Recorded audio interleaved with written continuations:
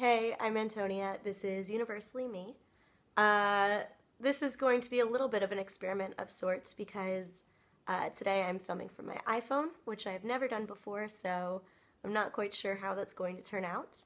But I just got back from Universal and I had a little something to get off my chest, so I just really wanted to do it now while I had the chance.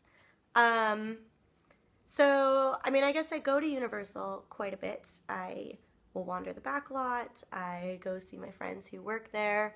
I love to ride the rides and go to the park. And yeah, and I guess once a year too, my family and I will take the tram tour. We sort of do the VIP one where we take the trolley and they'll show us everything on the back lot in the park. And I think for those, they know who we are, so they sort of skew it to our interests. They'll focus on the Laemmle era stuff, on showing us sort of the 10s, 20s, 30s, and the things they know that we'll really enjoy that specifically has to do with the Laemmle history, which I absolutely love. I can't tell you how much I learn every time I'm on those tours.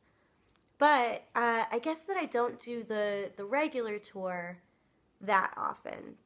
So I just did, and I was kind of, I don't want to say appalled, but maybe disappointed that there was not one mention of Carl Laemmle the whole tour. Now I told this to my sister, and my sister swears that in the video that they play right at the beginning, they would have said, basically, Universal was started by Carl Laemmle, which I think I know the video that she's talking about. I think she's right. I'm not even sure I remember that this time. But also, even so, like, what a pitiful showing of kind of the remembrance of history if that's it. Like, Carl's the man that made the studio, and he ran it for so many years, and he was a great man, and he was a visionary and a mogul and a humanitarian. And to get one or no mentions the entire tour, I just think that's insane. That's like taking a tour of Disney and them never mentioning Walt, and you'd be like, well, wait a minute, that's what you think Disney, you think Walt.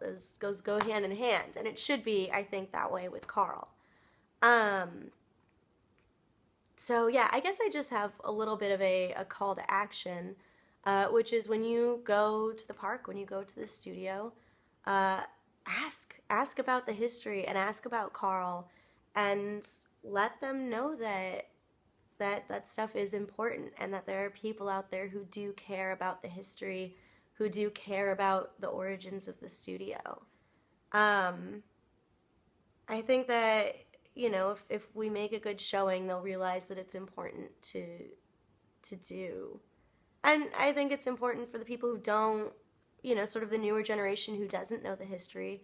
It's important for them to learn this stuff. And I think from a business perspective, too, it would be good. Sort of creating brand loyalty through pathos, through giving people something to connect to. That's why it works so well with Walt and Disney, that we have such feelings sort of for the man, for the mouse, for the memories that we create in his name. And Universal could take something from that. So, I don't know. I guess leave comments below. Let me know, am I crazy? Am I wrong? Am I just being dramatic? Or am I right? I don't know. And also follow me on Twitter and Instagram at Antonia Carlotta. And thank you very much. Bye.